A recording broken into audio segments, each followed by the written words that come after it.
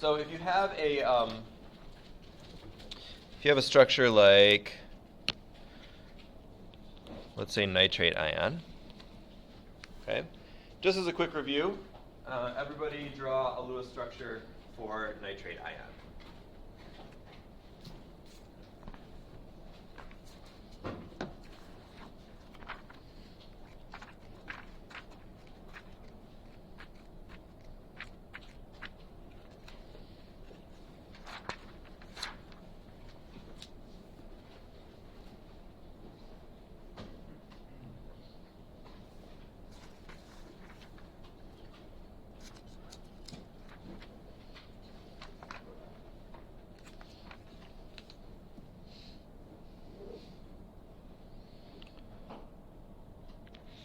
And if you got that one, also draw a structure of ozone, which I think we looked at both of these last week, but see if you can do them.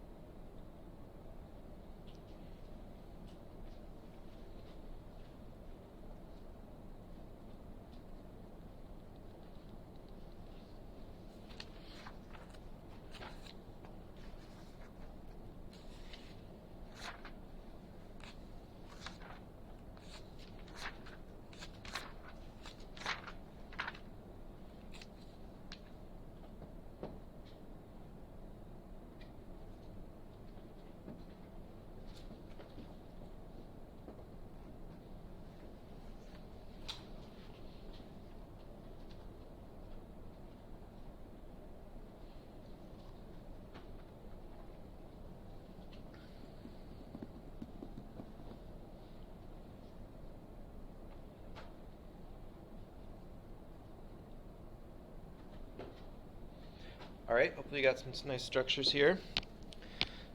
Yours may look a little bit different, but they should have something to do with, something similar to the ones that I'm about to draw. Make sure you include your lone pairs and your formal charges.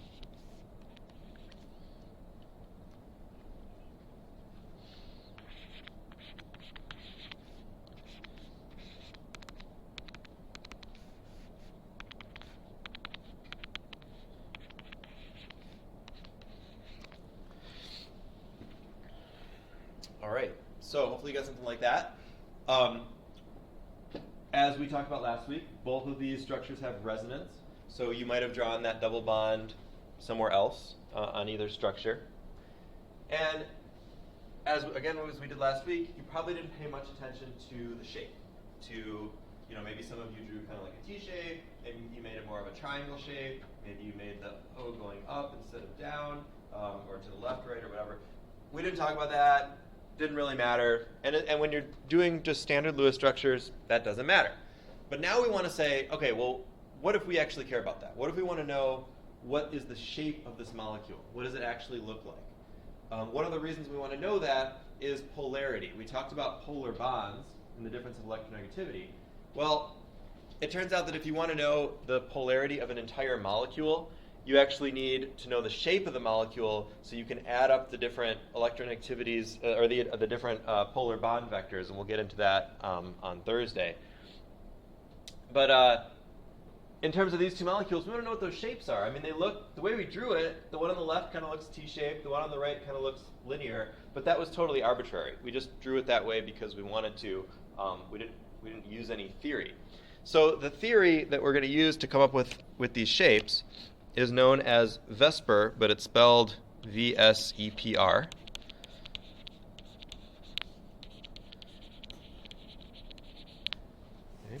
And that stands for valence shell electron pair repulsion theory. You don't need to know that that's what it stands for. But it is a good description of what's going on here. So Vsepr theory basically says that electron pairs want to be as far away from each other as possible.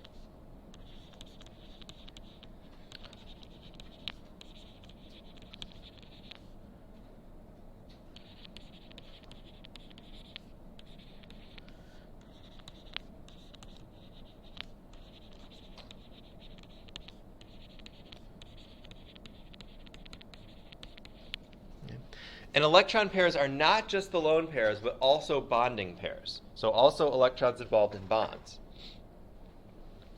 Maybe we should note that. So electron pairs, we're looking at both bonding and non-bonding. So bonding pairs want to be far apart, non-bonding pairs want to be far apart. All right, so let's go back to this nitrogen, or to this nitrate ion over on the left. Thinking about this theory, have we drawn those bonds as far apart as possible? Shaking your head no. Why not? Yeah, so the two, like on the left and right, are pretty far apart from each other, but they're both kind of closer to that bottom one than they really could be. If we really wanted to spread this out as evenly as we could, we'd make more like a Y shape. And it turns out that that's actually correct, that that's the shape of the nitrate ion. So if we draw this kind of like this, remembering, of course, that there is resonance, and there's not a double bond and two single bonds, but there are three bonds all in between double and single bond. If we make more of this kind of a shape, now those bonding pairs, we would say three different groups, those three bonding groups, are as far away from each other as possible. So that's how they can spread out the most, is by kind of pointing at the ends of a triangle. So instead of having a 90-degree bond angle between, like over here, we now have a 120-degree bond angle, which is going to help keep those farther away from each other. So that's a 90-degree angle, and this is 120 degree. So that's going to be a little bit better.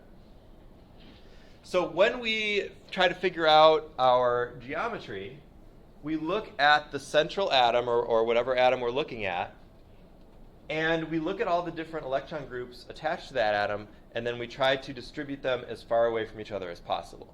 So let's move over and do that with ozone. How many different electron groups are on that middle oxygen atom? So we got two bonding groups, but we also have to count the lone pair that's on that oxygen as well. Because when we're thinking about this Vsepr theory, we think about bonds and we think about electrons. And we actually don't think about multiple bonds as being multiple electron groups, because they're both kind of taking up the same space. So we're just talking about how can we spread all these different groups out. So when we think about the geometry for ozone, it's not linear. It's actually about the same type of geometry as nitrate, because it also is considered to have three electron groups. Now, we don't usually draw the lone pair on a bond like that. That doesn't really make sense. I'm just doing that to kind of illustrate the fact that it has these three groups, just like nitrate does. And we could have drawn it going up also. In fact, well, that's fine.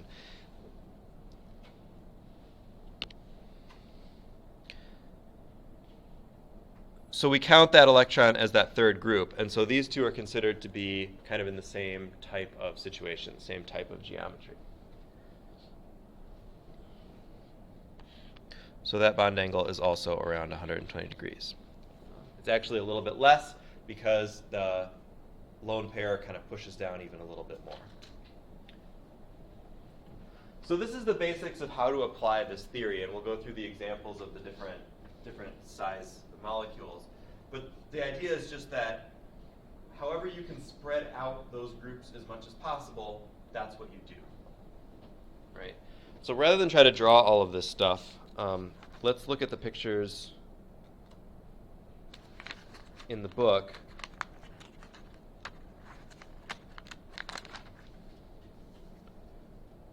To get a sense of how we're actually going to do this, and then we'll look at some specific examples.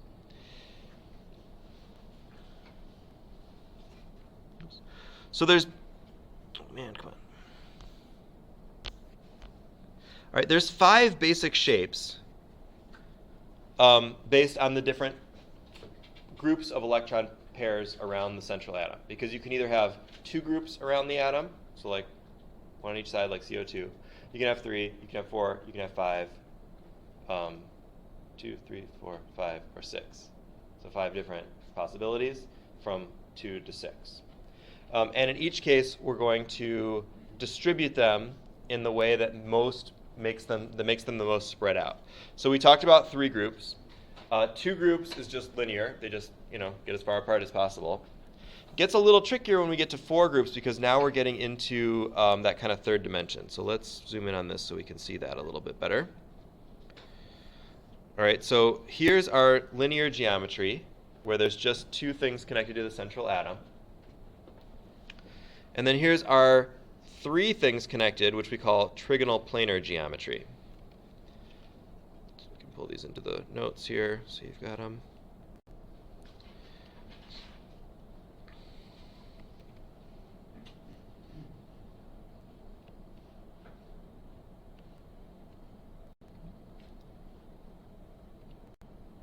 And the reason for those red things, is they're saying imagine balloons. Imagine balloons attached to each other in the center, and you can see kind of how they would fill space because they kind of push each other out of the way. All right, so we've got our linear geometry, our trigonal planar geometry. Once we move up to 4, we're not going to get like a cross shape like this. We're not going to get this shape because that's all 90-degree angles. And we've got 3 dimensions to work with. So if we kind of push everything out into that 3rd dimension, we get what's called a tetrahedral geometry. And that bond angle is considerably bigger than 90 degrees, about 110 degrees. So we'll pull that one in here too.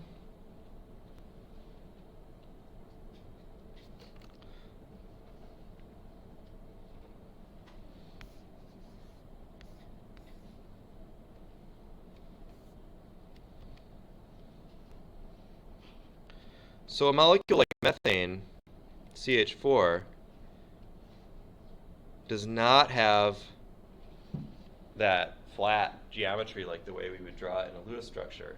It actually has this 3-dimensional geometry called tetrahedral, where the C would be in the center of that tetrahedron, like this. And the H's would be at the corners of the tetrahedron. A tetrahedron is a regular solid with 4 equal sides. So it kind of looks like a pyramid, but it's not really. A pyramid usually has a square base. And a pyramid often has a difference between the base and the sides. A tetrahedron, all the sides are exactly equivalent. So that's what you get when you have 4 electron groups. 4 of these groups around the central atom. And then when we go up to 5 groups, we add one more, and we call this geometry trigonal Bi-Pyramidal. So this is another 3-dimensional type structure, and I'll grab their picture here. PCl5 is their example.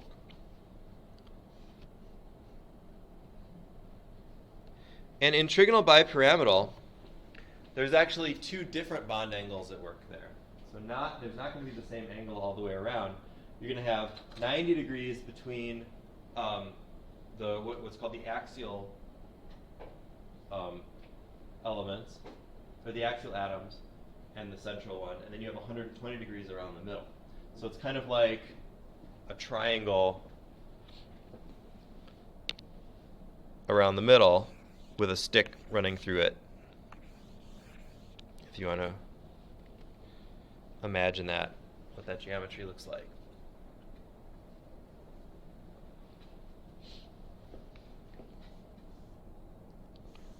And so that's when we have 5.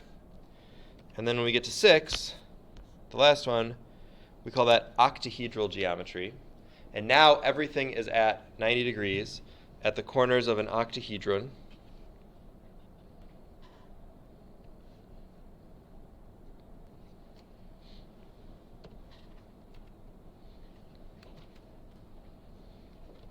And SF6 is an example of that. So when we draw a Lewis structure for SF6, we might just draw like 6 F's kind of coming off haphazardly around a central sulfur. But the actual geometry has a very specific arrangement. The sulfur in the middle, and then we have kind of 4 fluorines around that middle, and then the 2 on the top. There is no difference between any of these substituents. So whereas in the trigonal bipyramidal geometry, there's these 120-degree angle equatorial things around the middle, and then these axial substituents at 90 degrees. The octahedral geometry, they're all equivalent. So no matter how you flip that around, there's no difference between equatorial and axial. Even though it looks like there's middle ones and top and bottom, you could flip that and it would be the same. So there's no difference there. So those are all the base geometries of the different electron groups, different numbers of electron groups. So we've got 2, 3, 4, 5, and 6 electron groups. One of the difficulties that people often have with these is just remembering all of the names and the bond angles. So I think it's easiest to picture the shapes because I remember things better in terms of pictures and what things look like. But whatever works for you, you know, if you need to do flashcards or something like that, please do. So these are the 5 basic shapes. Now, as we saw with ozone here, those shapes, the groups that make those shapes, can either be atoms, connected atoms, or they can be electron pairs, lone pairs on that central atom. But when they're lone pairs, that geometry isn't really what we see. So if we imagine ozone, we can say, okay, that central oxygen has 3 electron groups. It has the lone pair, and then it has the 2 atoms. And so therefore, it's trigonal, planar, and about 120 degrees. That's fine. We get all that information from there. But if we're actually looking at an ozone molecule, we don't see that lone pair. We used it to construct this idea of what the geometry should be. But it's not actually going to be visible when we look at the actual molecule. The actual molecule is going to look more like this.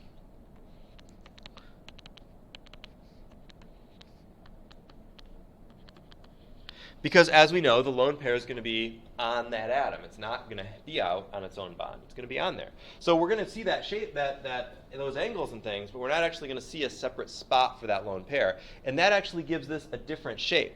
So we wouldn't call this trigonal planar.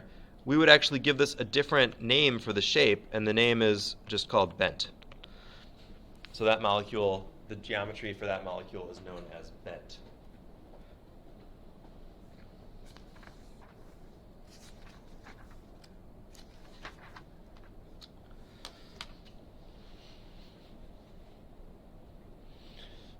And this happens with all of the different geometries. All right, so let's take a look at some examples of that. We'll look at ammonia, NH3, and we'll look at water. So now that we know a little bit more, we can construct the Lewis structure. We can figure out the overall geometry known as the electron geometry based on all the electron groups. And then if there's any lone pairs, we can also figure out the molecular geometry just based on the atoms.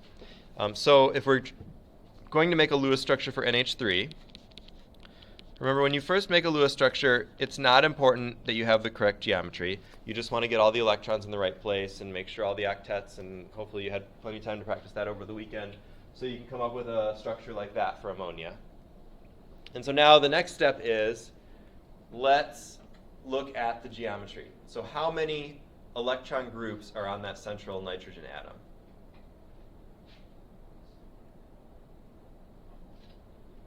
how many groups, electron groups, do you see on that central nitrogen atom?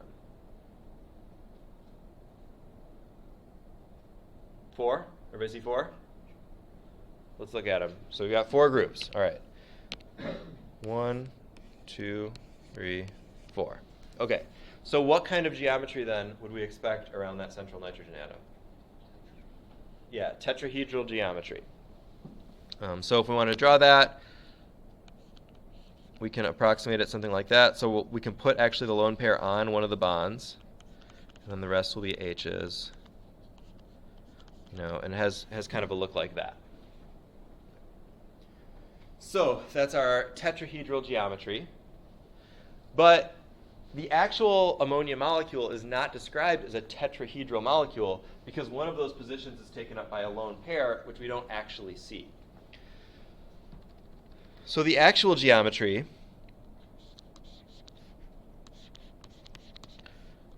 will be without that lone pair having its own position.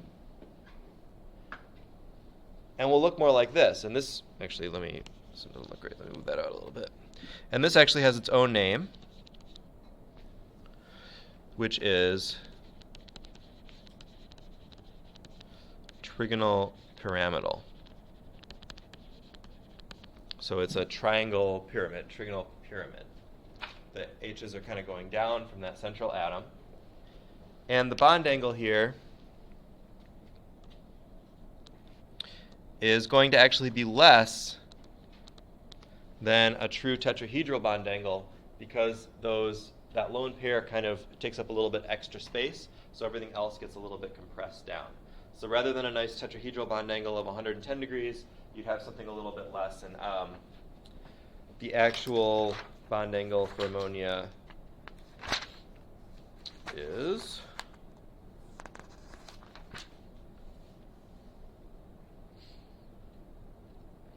about 107 degrees.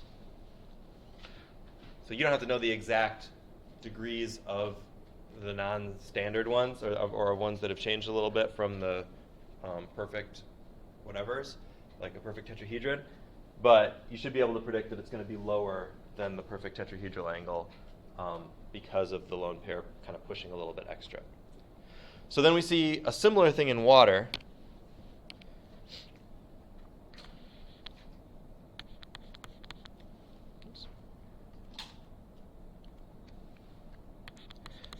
We draw a Lewis structure like this. We still see 4 electron groups, but this time 2 of them are lone pairs. Again, that means that it starts with a tetrahedral type geometry.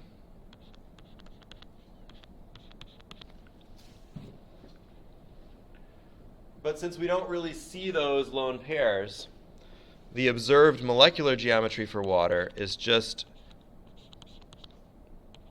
like that, and that's described as bent also, like we saw before. And we would also expect this to be less than the perfect tetrahedral angle. In water, it's actually 104.5. So let me put the actual angles here just so you know them, or so you see them. So in ammonia, we have a 107 degree bond angle. In water, we have a 104.5 degree bond angle. So with the 2 lone pairs, you've got even more of a distortion of that HOH bond angle, getting smaller than expected.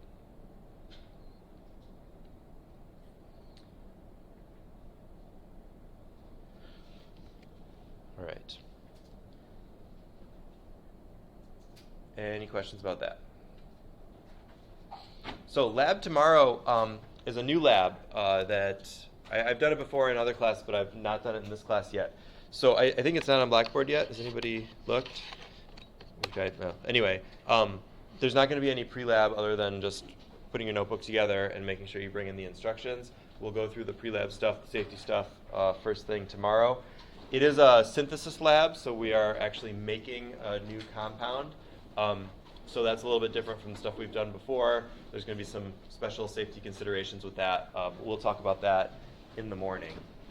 So happy studying. Please, if you haven't had a chance to work out Lewis structures well yet, please do that right away, because all the Chapter 10 stuff pretty much assumes that you can draw good Lewis structures relatively quickly.